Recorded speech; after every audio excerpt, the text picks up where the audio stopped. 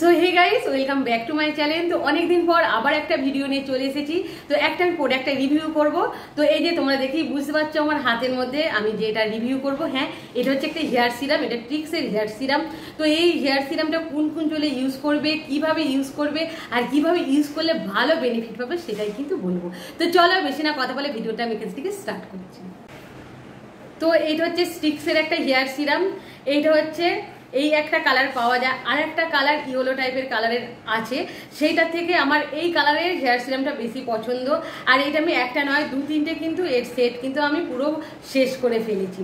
তো চলো এইটার প্রথমে আমি দামটা বলে দিই। এটার দাম নিয়েছে 140 টাকা, আর এর কোয়ান্টিটি আছে 45 ml, আর এর সেলফ লাইফ হচ্ছে 3 বছরের। তো এটা তোমরা 3 বছরের জন্য স্টোর করে রেখে দিতে পারবে। আর এখানে দেখো এর ইনগ্রিডিয়েন্টসগুলো সব দেওয়া আছে। এখানে নাট অয়েল আছে, আলমন্ড অয়েল আছে, ভিটামিন ই আছে। আর এটা দেখতে দেখো পুরো কিন্তু ওয়াটার কালার কিন্তু ওয়াটারের মতন এত পাতলা না, এটা হচ্ছে ঠিক ধরনের। আর এতে একটা ক্যাপ আছে, এইভাবে একটা ক্যাপ আছে, আর এটা পাম্পের সাহায্যে কিন্তু বের হয়। এই যে পাম্প, তোমরা যখন এটা ইউজ করবে এটা 1 থেকে 2 টপ নেবে, বেশি কিন্তু এর কোয়ান্টিটি নেবে না। তাহলে তোমার যে শ্যাম্পু দিয়েছো সেটা বোঝাই যাবে না, চুলটা পুরোপুরি কিন্তু চেপে যাবে। তো এটা 1 থেকে 2 ড্রপ ইউজ করাই বলবো ভালো। এবার চলো আমি বলি এইটা কোন কোন চুলে ইউজ করবে।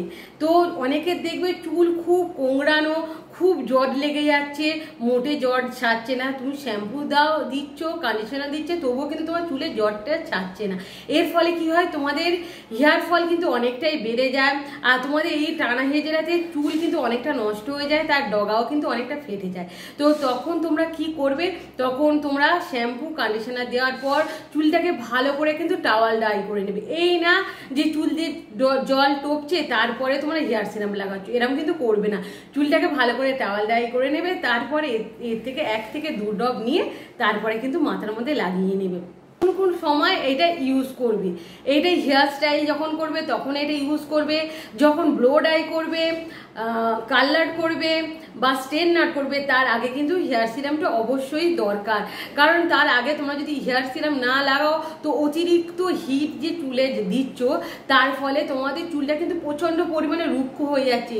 চুলের যে ভিতরে কোষগুলো থাকবে সেইগুলো কিন্তু নষ্ট হয়ে যায়, এর ফলে তোমাদের চুল বাড়বে না ও উপরন্তু অনেক ঝরে যাবে চুল। সেই জন্য অবশ্যই ব্লো ডাই করার আগে, তারপরে হচ্ছে কালার করার আগে, তার আগে কিন্তু তোমরা হেয়ার সিরামটা অবশ্যই চুলের মধ্যে লাগিয়ে নেবে।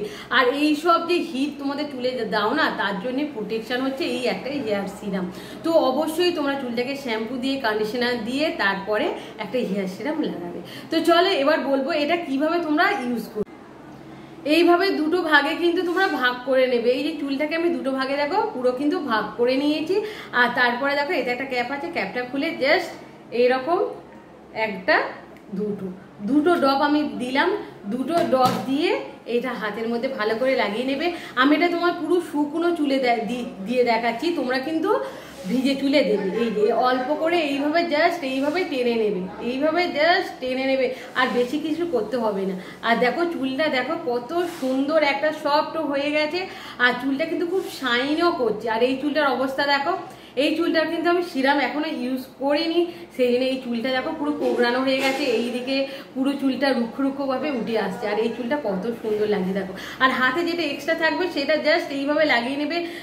এটা কিন্তু এইভাবে স্ক্যাল্পে তোমরা কিন্তু লাগাবে না। এটা যদি তোমরা স্ক্যাল্পে লাগাও তাহলে চুলের যে গোড়া সেটা কিন্তু খুব নরম হয়ে যাবে, চুল কিন্তু উঠে যাওয়ার সম্ভাবনা অনেকটাই বেশি।